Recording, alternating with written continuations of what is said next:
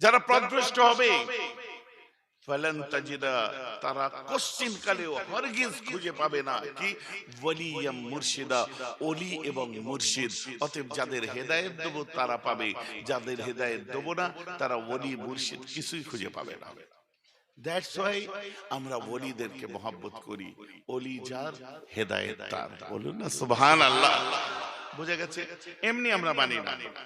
दिखा दे या इलाही वो मदीना कैसे बसती है, दिखा दे या इलाही वो मदीना कैसे बसती है, जहां सुबह शाम मौला तेरा रहमत बरसती है। सुभान अल्लाह। দেখুন, এই যে কথাটা বললাম না, এটা হচ্ছে হযরত ওমর ইবনুল খাত্তাব রাদিয়াল্লাহু আনহুর কথা। কি আল্লাহ, হযরত ওমর ইবনুল খাত্তাব রাদিয়াল্লাহু আনহু এক সময় দোয়া চেয়েছিলেন আল্লাহর কাছে, আল্লাহুম্মা রযুকনি মাউতাশ শাহাদাতি ফি বিলাদি রাসূলিক। আল্লাহ আমার যদি কোনোদিন মরণ দেন, শাহাদাতের মরণ দেবেন, আর মরণ যখন দেবেন আমাকে রাসূলের শহর মদিনায় মরণ দেবেন। সুবহানাল্লাহ। কারণ ইব্রাহিম আলাইহিস সালাম মক্কাকে ভালোবেসেছিলেন, আমার রাসূল মদিনাকে ভালোবেসেছিলেন। আল্লাহুম্মা হাব্বিব ইলাইনাল মদিনাতা কামা হাব্বাবতা ইলাইনাল মক্কা। যেমন আমাদের কাছে মক্কা পছন্দের, ইব্রাহিম নবী ভালোবেসেছেন, মদিনাও তেমন পছন্দের।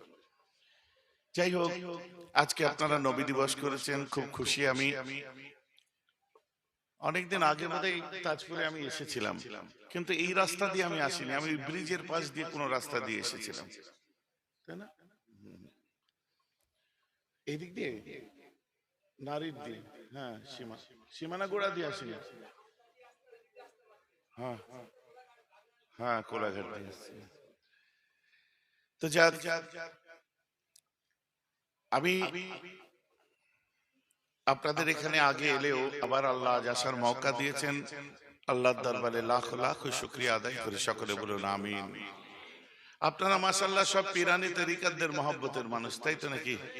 আমরা এমনি ভালোবাসিনি, আমাদেরকে ভালোবাসিয়েছেন মদিনাওয়ালা, তাই জন্য ভালোবাসি। আমরা পীরানি তরিকাতদের এমনি মহব্বত করি না, আল্লাহ মহব্বত করিয়েছেন তাই জন্য করি। তো যাই হোক, যেটা বলছিলাম এবারে বলি, যে আল্লাহ তাআলা কোরআন পাকের মধ্যে বলছেন, বিসমিল্লাহির রহমানির রহিম, মান ইয়াহদিহিল্লাহু ফাহুয়াল মুহতাদ, মান ইয়াহদিহিল্লাহু ফাহুয়াল মুহতাদ ওয়া মান ইউদ্লিল ফালাম তাজিদ লাহু ওয়ালিয়াম মুরশিদা। আল্লাহ যাদেরকে হেদায়েত দেওয়ার ইচ্ছা প্রকাশ করেন, ফাহুয়াল মুহতাদ, ওরা হলো হেদায়েত প্রাপ্ত। ওয়া মান ইউদ্লিল, যাদেরকে গোমরাহ করব মনে করেন যে আমি ওদের হেদায়েত দেবো না, ও নামাজ পড়ুক, রোজা রাখুক, হজ করুক, যাকাত দিক, নামাজ পড়ছে হেদায়েত হবে না কেন? নবীজি বলছেন, কাম মিন কাইমিন লা ইয়াকুমু ইল্লা আশ-শাহর ওয়া কাম মিন সাইমিন লা ইয়াসুমু ইল্লা আজ-জুআ। পৃথিবীর জমিনে বহু এমন নামাজি আছে, আমি বলে দিচ্ছি নামাজ তাদের হয় না, আমার নবীজি বলছেন। আর বহু এমন রোজাদার আছে, আমি বলে দিচ্ছি, আমার নবীজি বলছেন, আমি বলে দিচ্ছি যে রোজা তাদের হয় না, শুকিয়ে পেটে পাথর বাঁধা সার হয়। অতএব তাদের মধ্যে হেদায়েত নেই হয়তো।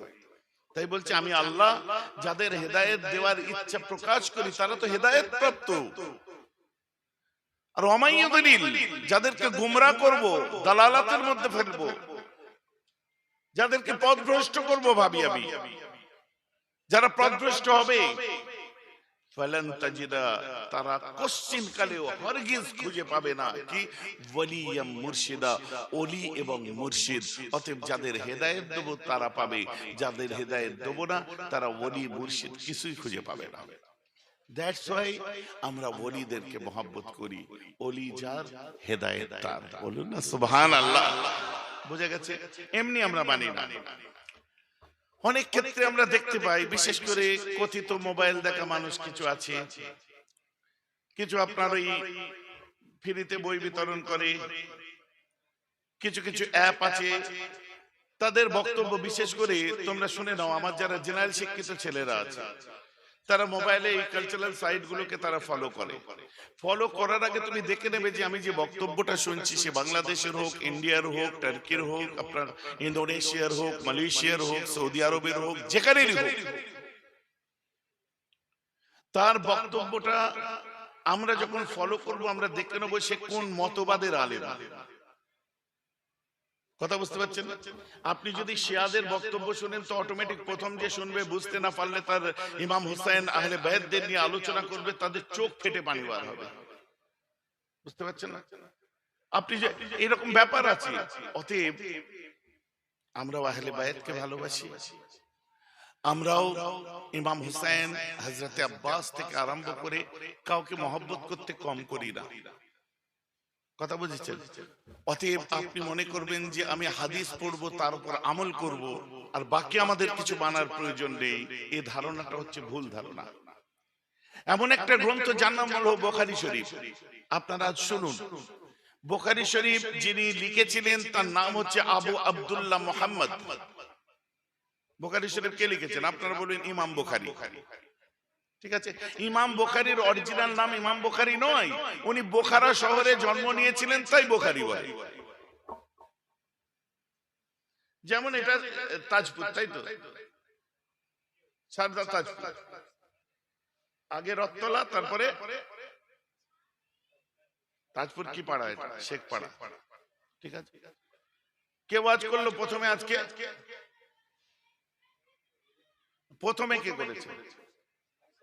হাফেজ সাহেব করেছে। ওর আসল নাম হাফেজ সাহেব নাকি? কোরআন মুখস্থ করেছে তাই হাফেজ সাহেব। কোথাকার হাফেজ সাহেব করলো? মিরপাড়া হাফেজ সাহেব করেছে। ওর নাম মিরপাড়া হাফেজ সাহেব, ওর বাপের নাম নেই, ওর নাম নেই। এ হুজুর কোন মসজিদের? হ্যাঁ, শেখ পাড়ার হুজুর ওয়াজ করছে, শেখ পাড়া হুজুর ওর নাম। কোন হুজুর বসে আছে? ফুরপুরা হুজুর। আমি ফুরপুরা হুজুর, আমি গ্রাম, শরীর বড় হতে পারে, তাহলে পুরো গ্রাম। এটা বুঝার জিনিস আছে। আরে তোমরা কোন সিলসিলার মানুষ? ফুরপুরা সিলসিলা। ফুরপুরা সিলসিলা আবার কি? ফুরপুরা গ্রাম, গ্রাম আবার সিলসিলা হয় নাকি? ভাইজান কথা বুঝতে পারছেন তো নাকি?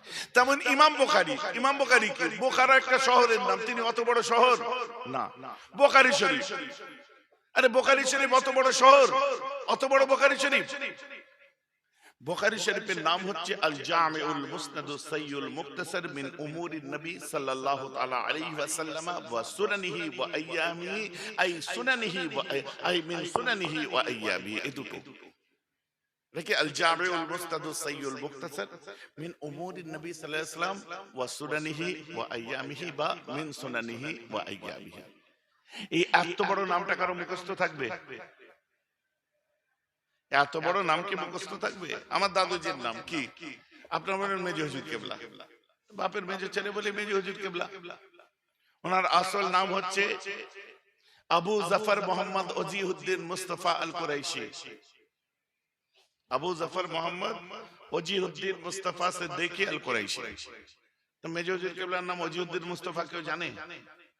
আমার নাম কি? আবু দুজানা মোহাম্মদ মেহরাবউদ্দিন সিদ্দিকী। কথাটা বুঝতে পারছেন? এই এত বড় বড় নাম কি উচ্চারণ করা যাবে? শর্টে কি মেহরাব হুজুর, শর্টে কি ফুরফুরা পীর সাহেব। আসলে না, আসলে ফুরফুরা পীর সাহেব যে আকীদাটা বিশ্বাস করতেন, আর এই ফুরফুরা পীর সাহেব বললেই আপনাকে ঘুরিয়ে প্রশ্ন করে দিতে পারে তোরা ফুরফুরা নিয়ে আলোচনা করছিস। শুনুন, বাপদাদার আলোচনা হচ্ছে, কিন্তু এটা মাথায় রাখবেন। আর 500 বার করবো, 1000 বার করবো বাপদাদুর আলোচনা, কারণ আমাদেরকে যত ঠোকা মারা হয় ওরা বাপদাদু ছাড়া ওয়াজ জানে না। এটা একটা চালাকি, যাতে এই নতুন বাচ্চা ছেলেগুলো আমার বাপদাদুকে চিনতে না পারে, আপনার দাদা পীরকে চিনতে না পারে, সেই চালে চালে। অতএব যত বলা হয় তত বেশি করে আমি করি, বাপদাদুর ওয়াজি করছি। লে এটা ডাক্তারের ছেলে, তার বাড়িতে গেছে একটা রুগী, যে বলছে ডাক্তার বাবু আছে, বলছে না নেই। বলছে বাবারে কি হবে, আমার খুব জ্বরে ঠকঠক করে কাঁপছে।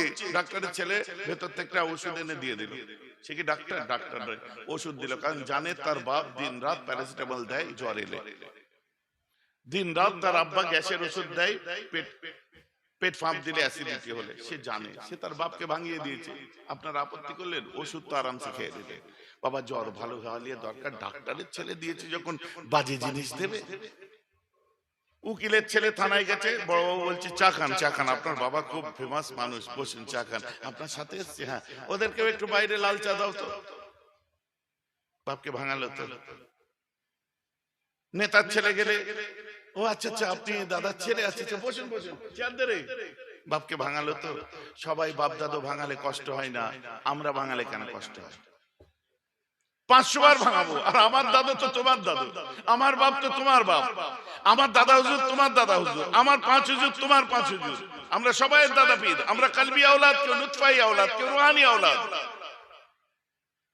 এখন তুমি তোমার আব্বা দাদু তার আব্বাকে ভাঙাতে পারছো না বলে যদি তোমার কষ্ট হয়, সে কষ্টটা তুমি ঘরে বসে পাও, আমাদের ঘাড়ে চড়িয়ে দিচ্ছ কেন? আমার কথা বুঝতে পারছেন না নাকি? অতএব হ্যাঁ, তাই জন্য আমরা পীরের দরবারে যাই, পীর ধরি, আর পীর ধরা হচ্ছে ওয়াজিব। সুবহানাল্লাহ বলেন। পীর ধরা ওয়াজিব।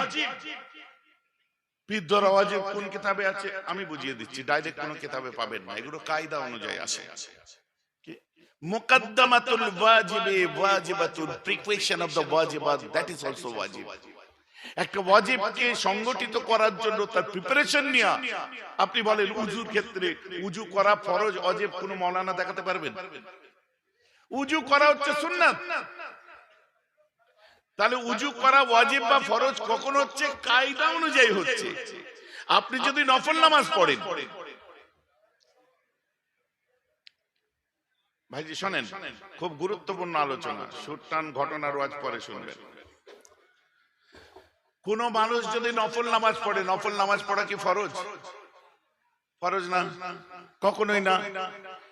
কিন্তু উজু করা কি সুন্নাত? কেউ ফরজ বলতে পারবেন না, কেউ ওয়াজিব বলতে পারবেন না। কেউ উজু করছে, উজু করাটা মুতলাকান সুন্নাত। কিন্তু একটা মানুষ ফরজ নামাজ নয়, ওয়াজিব নামাজ নয়, যদি নফল নামাজও পড়তে হয়, সেক্ষেত্রে উজু করাটা ওয়াজিব, উজু করাটা ফরজ হয়ে যাচ্ছে। কেন? ওই উজুর মধ্যে রুকু, এই নামাজ, নফল নামাজের মধ্যে রুকু আছে, সিজদা আছে, কিয়াম আছে, তাশাহুদ আছে। কথা বুঝতে পারছেন না?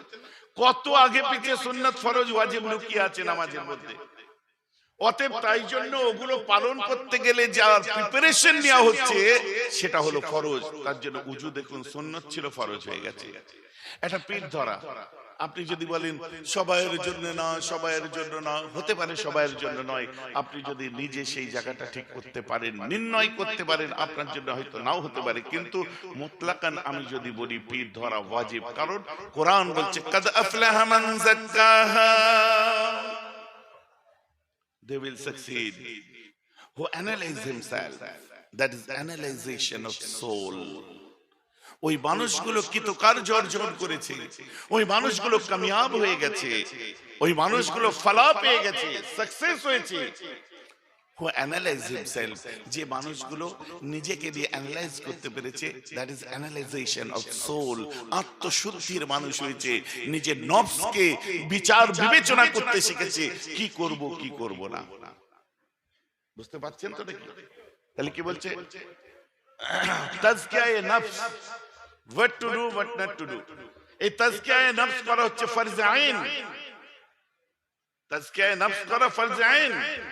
একটা মানুষ দুটো জিনিসের সমন্বয়ে, একটা দেহ আর একটা হলো আত্মা। দেহ আছে আত্মা নেই, সে মানুষটাকে দেখলে বলবে লাশ। আত্মা আছে দেহ নেই, খুশবু পেলো হঠাৎ, ভূত নাকি রে বাবু। বুঝতে পারছেন না? তাহলে দুটোর মিলন ঘটলে মানুষ, বুঝেছেন? এখন যেমন দুটো জিনিস, আত্মা, রূহ আর জিসম, আল্লাহ যখন দুটো দিয়েছেন, দুটোরই রোগ আছে। আপনার মাথার যন্ত্রণা হচ্ছে, ডাক্তারকে যে বলুন আমার মাথা ব্যথা ওষুধ দিন, দিয়ে দিল। পেটে ব্যথা ওষুধ দিন, দিয়ে দিল। গায়ে জ্বর ওষুধ দিন, দিয়ে দিল। পায়ে ব্যথা ওষুধ দিন, দিয়ে দিল। পেট খারাপ ওষুধ দিন, দিয়ে দিল। চোখ কনকন করে ওষুধ দিন, টনটন করে ওষুধ দিন, দিয়ে দিল। বুকের মধ্যে কনকন করে ওষুধ দিন, দিয়ে দিল। এক সপ্তাহ পরে ঘুরে আসলো, ঘুরে আসার পরে বলছে ডাক্তার সাহেব আমার সব ঠিক হয়ে গেছে, খালি চোখের আপনার টনটনানিটা কমেনি আর বুকের কনকনানিটা কমেনি। বলছি কেন? এত ভালো ওষুধ দিলাম, তোমার বুকের কনকনানি কমলো না কেন? কোন সময় বুকে কনকন করে বলো? সকালে, বিকালে, রাত্রে, কোন সময়? বলছে যখন ওই পাশের বাড়ির ছেলেটা দুতলা বাড়ি করছে দেখি, তখনই বুকের মধ্যে কনকন করে। ও ডাক্তারের আব্বা ওষুধ দিতে পারবে? চোখটা টনটন কখন করে? বলছে না, ওরা নতুন বাইক কিনেছে, দেখলি কেমন চোখটা টনটন করে উঠে, বলুন ডাক্তারকে ওষুধ দিতে। এগুলো কিসের রোগ? লোকের উন্নতি দেখলে ভেতরে বুক ফেটে যাচ্ছে, তোমার দুঃখ দুঃখ করার সময় নেই। অপরের সুখ দেখে তোমার বুক ফেটে যাচ্ছে, কিসের? হিংসায় গা জ্বালা করছে, কিসের? পরশ্রী কাতরতা বিরাজ করছে, কিসের? ওর ছেলেটা চাকরি পেয়েছে, তোর জানটা জ্বলছে কেন? এটা কিসের রোগ? ভাইজি আমার কথা বোঝা যাচ্ছে? তাহলে এই রোগগুলো রুহানি রোগ। তাহলে শরীরের রোগ ডাক্তার ওষুধ দিচ্ছে, ভালো হয়ে যাচ্ছে, রুহের রোগ কে ওষুধ দেবে? তাই বলছে কাদ আফলাহা মান যাক্কাহা, ওই মানুষগুলো কামিয়াব হয়েছে যে তাজকিয়ায়ে নফস করেছে। এই তাজকিয়ায়ে নফস করার জন্য আপনি একটা কারোর কাছে যান যে এই লাইনটা বোঝে, ও সঙ্গে সঙ্গে বলবে সারা দিনের মধ্যে 10 বার ইন্নাল্লাহা মা'আস সাবিরিন পড়ো। সারা দিনের মধ্যে যখন এরকম খারাপ চিন্তা আসবে, নামাজে দাঁড়াচ্ছ দুনিয়ার সব চিন্তা আসছে, সালাম ফিরে আস্তাগফিরুল্লাহ পড়ো। নামাজে দাঁড়াবার আগে ইস্তেগফার করো, সারা দিনে 100 বার করে ইস্তেগফার করো। কারণ ইন্নাল মুমিনা ইযা আযনাবা কানাত মুত্তাকুন সাওদাউ ফি কলবিহি ফাইন তাবা ওয়াস্তাগফারা সুকিলা কলবুহু। কোরআন হাদিস। আমার নবী কি বলছে? তোমার হৃদয় বাতের কাঁচে কালি পড়ে গেছে, ওটা পরিষ্কার করা দরকার। কি করে পরিষ্কার করব? কে শিখিয়ে দেবে? বোঝা যাচ্ছে তো নাকি? ওই পরিষ্কারটা কে করে দেবে? কোথায় গিয়ে পরিষ্কার করবে? সঙ্গে সঙ্গে বলছে ফাইন তাবা ওয়াস্তাগফারা সুকিলা কলবুহু। তুমি একজনের কাছে গেলে, সে তোমাকে বলল তওবা করো, ইস্তেগফার করো, সুকিলা কলবুহু, কলবটা পরিষ্কার হবে। ওই সময় দেখবে তুমি ভালোটাও ভালো দেখবে, খারাপটাও খারাপ দেখবে। ওই সময় দেখবে মনের মধ্যে হিংসা থাকবে না। হঠাৎ করে তোমার ভিতরে একটা কিরকম ভাব কাজ করছে। তুমি সারা দিনের মধ্যে 10 বার সূরা ইখলাস পড়ো, তোমার মওতের কষ্ট হবে না, কবরে তুমি শান্তি পাবে। তুমি সারা দিনের মধ্যে একটু ওয়াজিফা করো, একটু তোমার দরুদের ওয়াজিফা করো, একটু তুমি তাশাহুদ পড়ো, একটু তাসবিহ পড়ো। এগুলো শিখিয়ে দিলে তোমার দেখবে গুনার দিক থেকে মন অন্যদিকে সরে যাবে। তুমি নামাজের পাবন্দ হও, নামাজে যাওয়ার আগে মানসিকতা এমন হবে, কেউ শিখিয়ে দেবে। যে শিখিয়ে দেবে তাকে আপনি গুরুদেব বলুন, আমার আপত্তি নেই। তাকে গুরুজি বলুন, আমার আপত্তি নেই। আপনি তাকে মাস্টারমশাই বলুন, আমার আপত্তি নেই। আপনি তাকে শায়েখ বলুন, আমার আপত্তি নেই। টিচার বলুন, আমার আপত্তি নেই। বস বলুন, আমার আপত্তি নেই। Whatever you can say, আপনার যেটা ইচ্ছা ডাকুন, কিন্তু একজন কারোর কাছে যেতে হবে, তাকে আপনারা যে কোনো ভাষায় বলেন, আমার আপত্তি নেই। আমরা তাকেই পীর সাহেব বলে থাকি, বলুন না সুবহানাল্লাহ। কিন্তু একজনের কাছে যেতে হবে। তাজকিয়ায়ে নফস করা হচ্ছে ফরজে আইন। এই ফরজে আইন করার জন্য, পালন করার জন্য যার কাছে যেতে হবে, যাওয়াটাও হলো ওয়াজিব। দ্যাটস ওয়াই আমরা বলি পীর ধরা ওয়াজিব। ভাইজান পরিষ্কার হয়েছে তো নাকি? তো কারোর জন্য যদি আহমদ দিদা হয়, কারোর জন্য যদি বিনবাজ হয়, কারোর জন্য যদি শাইখ সাহেবের হয়, কারোর জন্য ওই টিভির ডাক্তার যদি হয়, তো আমাদের জন্য 5 হুজুর কেন নয়? আমাদের জন্য দাদা হুজুর কেন নয়? সবার জন্য যদি অনেক কিছু আলবানি হয়, শাইখ সাহেবেন হয়, আমাদের জন্য ইমামে আজম আবু হানিফাই তো যথেষ্ট, বলুন না সুবহানাল্লাহ। আমার কথাটা বুঝতে পারলেন? এগুলো হচ্ছে তরিকা অনুযায়ী আলোচনা। আর ছোট্ট মাহফিল করেছেন, আমাকে বড় ভালো লাগছে, বলতে সুবিধা হচ্ছে। এই এখন একটা জলসায় আমি গেছিলাম, পুরি সর্বনাশ, আল্লাহ খায়ের করুক। এই জলসাটা আমি মেদিনীপুরে একটা জলসাতেই যাই, সেটা এটাতে যাই। সে মাশাআল্লাহ লোকে ওই যে জলসার আমার তাবিজ নিয়ে একটা বক্তব্য আপনারা ইউটিউবে দেখেন না, ওই জলসাটাতেই গেছিলাম আজকে। গতবারে শরীর খারাপ, যেতে পারিনি। বাড়িতে যে আমায় নজরানা দিয়ে এসছে, ভাইজান আপনি তো কবুল করেছিলেন, তাই আমাদের নিয়েতে ভাবলাম তোদের জলসায় যাবো, নজরানা দিতে হবে না, হাদিয়া দিতে হবে না। বড় মহব্বত করে তো, অনেক বড় জলসা, সেখানে তো সব দিক টাচ করতে হবে। যাক, আমার কথাটা আপনারা বুঝতে পারলেন তো নাকি? যার জন্য হযরতে নূর মোহাম্মদ নিজামপুরী সৈয়দ আহমদ বেরলভীর দরবারেতে কাটিয়েছেন, যার জন্য মুজাদ্দেদ জামান শাহ সুফি ফতেহ আলী ওয়াইসির দরবারে কাটিয়েছেন, যার জন্য হযরতে গাউসুল আজম হযরতে আবু সালেহ মুসা জঙ্গি রহমাতুল্লাহ আলাইহি তার আব্বার কাছ থেকে সবক নিয়েছে, যার জন্য হযরতে খাজা বাকি বিল্লাহর কাছে হযরতে বাহাউদ্দিন নকশবন্দি সবক নিয়েছে, যার জন্য ইব্রাহিম আদম বন্ডুরির কাছে সবক নিয়েছে, যার জন্য হযরতে নসিরউদ্দিন চিরাগ দিল্লি নিজামউদ্দিন আউলিয়ার কাছে সবক নিয়েছে, যার জন্য আপনার কুতুবউদ্দিন বখতিয়ার কাকি নিজামউদ্দিন আউলিয়া গরিব নওয়াজের কাছে সবক নিতেন, যার জন্য গরিবে নওয়াজ উসমান হারুনির কাছে সবক নিয়েছিলেন, যার জন্য হযরতে ইমাম আবু সালেহ মুসা জঙ্গি সবক নিয়েছিলেন হযরতে ইমাম রাজির কাছে, ইমাম রাজি সবক নিয়েছিলেন ইমাম জুনায়েদের কাছে, ইমাম জুনায়েদ সবক নিয়েছিলেন ইমাম মুসা কাজিমের কাছে, ইমাম মুসা কাজিম সবক নিয়েছিলেন ইমাম জাফর সাদেকের কাছে, ইমাম জাফর সাদেক সবক নিয়েছিলেন ইমাম বাকিরের কাছে, ইমাম বাকির সবক নিয়েছিলেন ইমাম যাইনুল আবেদিনের কাছে, ইমাম যাইনুল আবেদিন সবক নিয়েছিলেন হযরত ইমাম হুসাইনের কাছে, ইমাম হুসাইন সবক নিয়েছিলেন নিসবত পেয়েছিলেন হযরত আলীর কাছে, আলী নিসবত পেয়েছিলেন হযরত উসমান গনির কাছে, উসমান গনি নিসবত পেয়েছিলেন উমর ফারুকের কাছে, উমর ফারুক নিসবত পেয়েছিলেন আবু বকর সিদ্দিকের কাছে, চার খলিফা সবক নিয়েছিলেন আমার রাসূলের কাছে, আর রাসূল সবক পেয়েছে আল্লাহর কাছ থেকে। জোরে বলেন সুবহানাল্লাহ।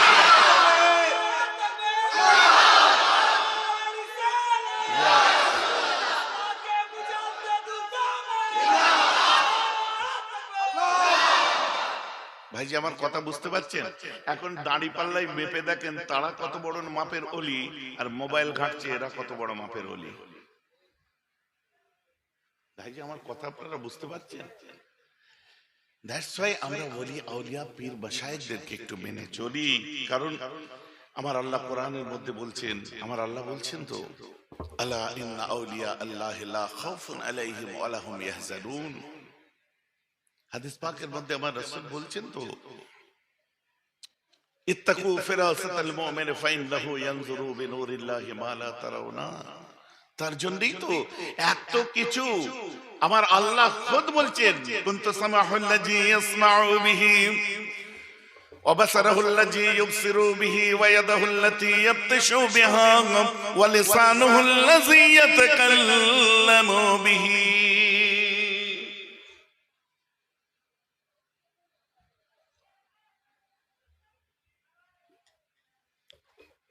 আমার আল্লাহ বলছেন বান্দা যখন আল্লাহওয়ালা হয়ে যায়, বান্দা যখন আরিফ বিল্লাহ হয়ে যায়, বান্দা যখন ফানা ফিল্লাহ হয়ে যায়, আমি আল্লাহ ওই সময় বান্দার দুটো কান হয়ে যায়, কানটা বান্দার হয়, শোনার ক্ষমতাটা আমি আল্লাহ আমার হয়ে যায়। ওয়া বাসারুল্লাযী ইউবসিরু বিহি, বান্দা যখন আল্লাহওয়ালা হয়ে যায় আমি বান্দার দুটো চোখ হয়ে যাই, ওই সময় চোখটা তার হয়, আর দৃষ্টি ক্ষমতাটা আমি আল্লাহ আমার হয়ে যায়। ওয়া লিসানুহুল্লাযী ইয়াতাকাল্লামু বিহি, বান্দা যখন আল্লাহওয়ালা হয়ে যায় আমি আল্লাহ বান্দার জবান হয়ে যাই, জবানটা তার থাকে, কথাটা আমি আল্লাহ আমার হয়ে যায়। বুঝার আছে? হাদিসে কুদসি যঈফ না মওযু, পাগল কোথাকারে হাদিসে কুদসি যঈফ হয়? তাহলে সব সময় সহিহ, আল্লাহ ডাইরেক্ট বলছেন। ইন্টারেস্টিং ব্যাপার কিন্তু আল্লাহওয়ালা মানুষরা দেখতে পাই, আল্লাহ বলছে আমি তাদের চোখ হয়ে যাই, ওই সময় বান্দা খোদাই তাকতে শুনতে আরম্ভ করে দেয়।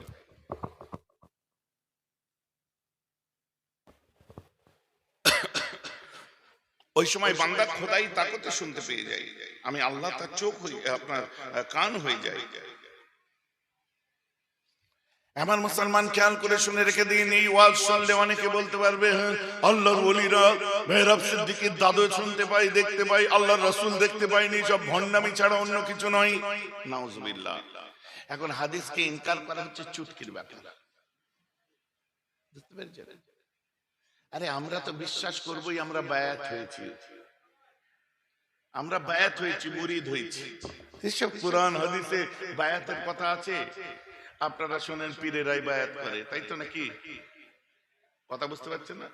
আপনারা শুনেছেন পীরেরাই বায়াত করেছে। এই বায়াত প্রথমে যিনি করে, এই বায়াত যিনি করেছিলেন পীরেরা নয়, খোদ আল্লাহর রাসূল করেছে, কোরআনে আল্লাহ সেটা তুলে দিয়েছে। জোরে বলুন না সুবহানাল্লাহ। বায়াত হচ্ছে তিন প্রকার। কোরআন পাক কোরআন বালাকাদ রিদওয়ানুল্লাহি আলাল মুমিনিনা ইয ইবাইউ লি তাহতা আশ-শাজার। সুলহ হুদাইবিয়ার সময় আল্লাহ রাসূল গাছের নিচে বসে সাহাবায়ে কেরামদেরকে বায়াত করেছিলেন। বলেন না সুবহানাল্লাহ। এটাকে বায়াতে রিদওয়ান বলা হয়। আর একটা হচ্ছে বায়াতুল ঈমান। আল্লাহ রাসূলকে দেখেছে, দেখার পরে কি বলছে? দেখে পাগল হয়ে গেছে। ফালাম্মা রাআইতুন নবী আলাইহিস সালাতু ওয়াস সালাম উলকিয়া ফি কলবিল ইসলাম ফাকুলতু ইয়া রাসূলুল্লাহ লা আরজিউ ইলাইহিম আবাদা ফাকালা ইন্নী লা আকিসু বিল আহদ ওয়া লা আহবিসুল বুরদা ফালাকিন ইরজা ফাইন কানা ফি নাফসিকা যাহাবতু সুম্মা আতাইতুন নবী আলাইহিস সালাতু ওয়াস সালাম ফাসলামতু। এটা হচ্ছে বায়াতুল ঈমান। সুবহানাল্লাহ বলে। আর বাকি যখন সব কিছু মিটে গেল, ফাতহ মক্কা হয়ে গেল, মুসলিমদের বোলবালা হয়ে গেল, ইসলাম প্রতিষ্ঠিত হয়ে গেল, আল্লাহ রাসূল সূরা মুমতাহিনা নাজিলের প্রাককালে সাকিফায়ে বনি সাঈদার মধ্যে বসলেন। বসে সাহাবায়ে কেরামদের ডাক দিলেন, ডাক দিয়ে বলেন, আসো এখন কিভাবে চলতে হয় তোমাদেরকে আমি বলি, আর তোমরা আমার কাছে অঙ্গীকারবদ্ধ হও। বুখারী শরীফ কিতাবুল ঈমান হাদিস নাম্বার 17, যেটাকে 2 নম্বরই জালিয়াতি করে অর্থ পরিবর্তন করে এই আপনার কথিত ধর্ম ব্যবসায়ীরা পীরমুরিদের বিরুদ্ধে কথা বলার জন্য হাদিসের নাম্বারটা করে দিয়েছে 18 তাদের গ্রন্থে।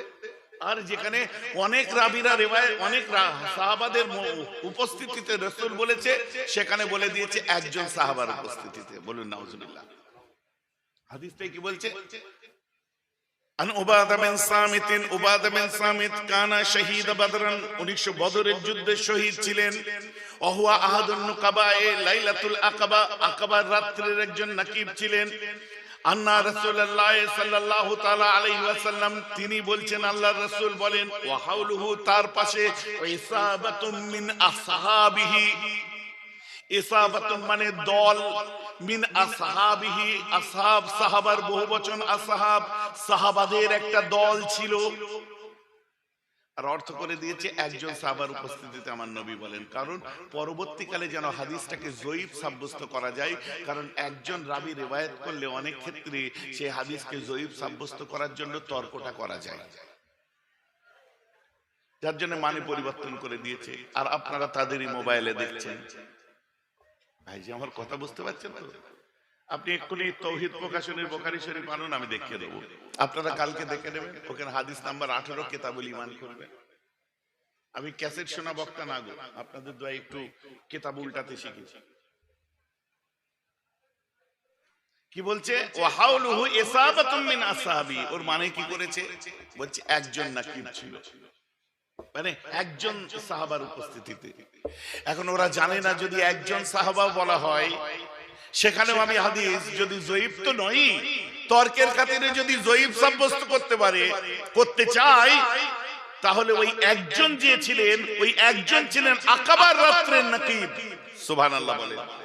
আকাবার রাত্রে কি জানেন? সেই আপনার কি বলে, ওই সুরঙ্গের পাশে আপনার আকাবার রাত্রে আল্লাহ রাসূল যে 70 জন সাহাবাকে নির্ধারণ করে জিম্মেদার নাকিব, যেমন ঈসা নবীর হাওয়ারিন ছিল, মুসা আলাইহিস সালামের আপনার নাকিব ছিল, ধর্ম প্রচারের ক্ষেত্রে প্রতিনিধি নিযুক্ত করেছিলেন, জিম্মেদারি দিয়েছিলেন। আল্লাহ রাসূল যাকে জিম্মেদারি দেবেন, সে কত বড় মাপের সাহাবা বলেন তো? 70 জনের মধ্যে একজন ছিলেন। আর কে বলছে? ওয়া শহীদ বদরন, উস বদরের যুদ্ধেও শহীদ হয়েছেন ওই সাহাবা যিনি বর্ণনা করেছে। আমি হাদিসটা এখনো বলিনি, ঠিক আছে? চোখ কপালে উঠে যাবে শুনলে। আপনাদের এগুলো শোনানো হয় না, আপনারা খালি হুজুরদের পীর ওলিয়া উলিয়াদের এমনি ভালোবাসেন।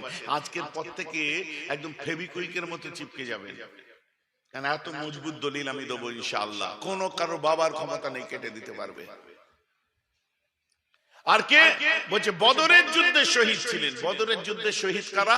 আল্লাহ যাদের আগে পিছের গুনাহ মাফ করে দেয়, সেই মানুষটা রিওয়ায়াত করছেন। যদি একজন ওর কথাই ধরি, কিন্তু ওখানে হাদিসটা হচ্ছে হাওলুহু ইসাবাতুম মিন আসহাবিহি, ওখানে একদল সাহাবা ছিলেন, কিন্তু সে যে একজন বলেছে, ওই একজন বদরের শহীদ আর একজন নাকিব, ওর কথাটাই যদি ধরি, তারপরেও হাদিসটা সহিহ বার হবে। কারণ আল্লাহর রাসূলের নির্ধারণ করা নাকিব যে হাদিস বর্ণনা করবে, নাউজুবিল্লাহ, সে কোনোদিন দুর্বল কথা বলতে পারে না, কারণ নবী তাকে স্পট করেছে, নবী তাকে জিম্মেদারি দিয়েছে। বলেন না সুবহানাল্লাহ? বুঝা গেছে তো নাকি? এবারে হাদিসে আসুন, উনি কি বলছে, আল্লাহ রাসূল সাকিফায়ে বনি সাঈদায় বসলেন। বসার পরে সাহাবায়ে কেরামদের বললেন, সূরা মুমতাহিনা নাযিলের প্রাক্কালে তোমরা আমার কাছে বসো। সব বসে আছে। নবী হাতটা বাড়িয়ে দিয়ে বলেন, বায়ুনি, তোমরা আমি মুহাম্মাদের হাতে বায়াত হও। জোরে বলেন না সুবহানাল্লাহ। বা কায়দা হাদিসে এই কথাটাই এসেছে, বায়ুনি, তোমরা আমার কাছে বায়াত হও, অঙ্গীকারবদ্ধ হও। আলা আল্লাহ তুশরিকু বিল্লাহি শাইয়্যান ওয়া লা তাসরুকু ওয়া লা তাজনু ওয়া লা তাকতুলু আওলাদাকুম ওয়া লা তাতু বিবুতানিন তাফতারুনাহু বাইনা আইদিকুম ওয়া আরজুলাকুম ওয়া লা তাসাউ ফি মারুফিন। কেন বায়াত হবে? আলা আল্লাহ তুশরিকু বিল্লাহি শাইয়্যান ওয়া লা তাসরকু ওয়া লা তাজনু ওয়া লা তাকতুলু আওলাদাকুম ওয়া লা তাতু বিবুতানিন তাফতারুনাহু বাইনা আইদিকুম ওয়া আরজুলাকুম ওয়া লা তাসাউ ফি মারুফিন।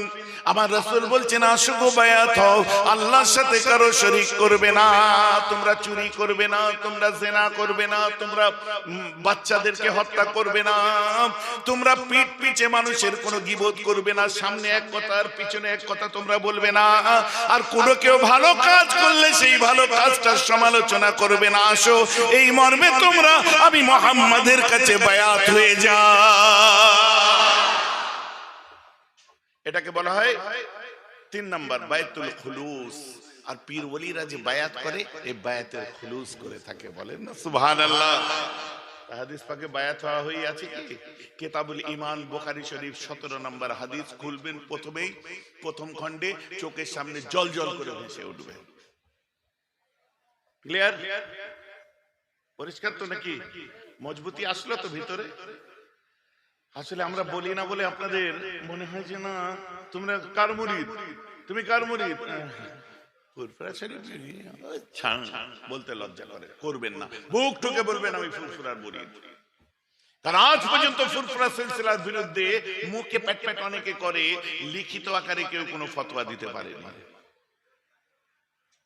আর আমাদের চ্যালেঞ্জ রইল, কিয়ামত পর্যন্ত লিখিত আমার দাদা হুজুরের কোনো মাসলাকের উপরে কেউ ফতোয়া দিতে পারবে না। সকলে বলেছেন সুবহানাল্লাহ।